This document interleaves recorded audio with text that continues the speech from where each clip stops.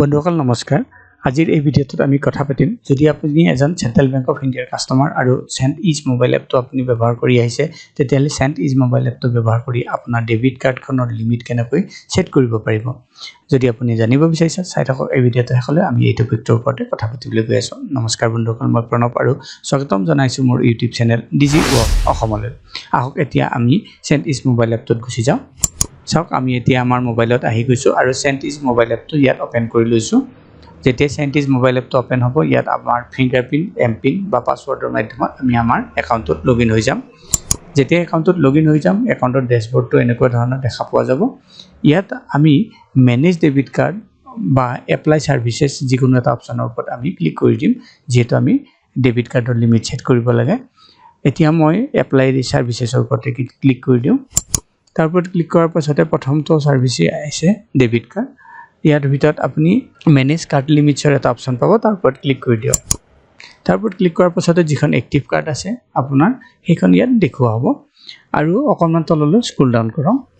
ইয়াত আপুনি তিনিটা অপচন দেখা পাইছে manage limit set pin apply new card ইয়াৰ ভিতৰতে মেনেজ লিমিটছৰ ওপৰতে আমি ক্লিক কৰি দিম মেনেজ লিমিটছৰ ওপৰত ক্লিক কৰাৰ পাছত ইয়াত ডমেষ্টিক আৰু ইন্টাৰনেশ্যনেল দুটা অপচন দেখুৱা হ'ব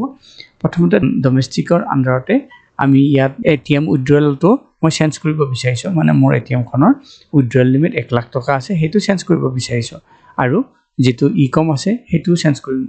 কিন্তু তাৰ আগতে আমি চাই লওঁ ইন্টাৰনেশ্যনেলত কি অপচন আছে যেটো মোৰ কাৰ্ডখন ইন্টাৰনেশ্যনেল সাপোৰ্ট কৰে সেই কাৰণে ইন্টাৰনেশ্যনেলৰ ওপৰত ক্লিক কৰিছো এতিয়া মোৰ কাৰ্ডখনৰ ইন্টাৰনেশ্যনেলৰ সকলোবিলাক অপচন বন্ধ হৈ আছে যেটো মোৰ কোনো প্ৰয়োজন নাই সেইকাৰণে বন্ধ কৰি থৈছো যদি মোৰ প্ৰয়োজন হয় অল এনেবল কৰি বা যেটো দৰকাৰ হয় হেতুৰ ওপৰত ক্লিক কৰি মই লিমিটটো সেট কৰিব পাৰো কিন্তু এতিয়া যেহেতু এটো প্ৰয়োজন নাই সেইকাৰণে ডমেষ্টিকৰ ওপৰত গুচি যাম ডমেষ্টিকৰ ওপৰত আহিছো অকমান পেজটো স্ক্ৰল ডাউন কৰিম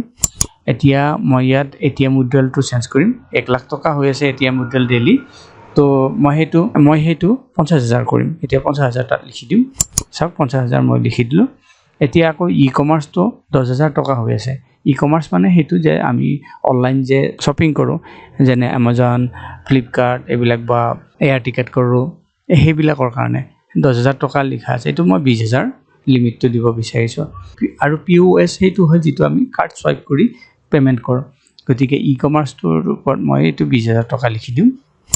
চাওক যিখিনি মই চেঞ্জ কৰিব বিচাৰিছিলো সেইখিনি ইয়াত এন্টাৰ কৰিলো এতিয়া আপডেট কৰি দিম আপডেট কৰাৰ পাছত অকমান লোডিং ল'ব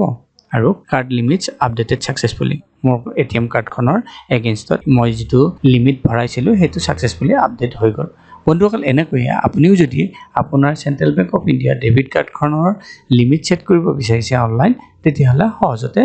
কৰিব পাৰে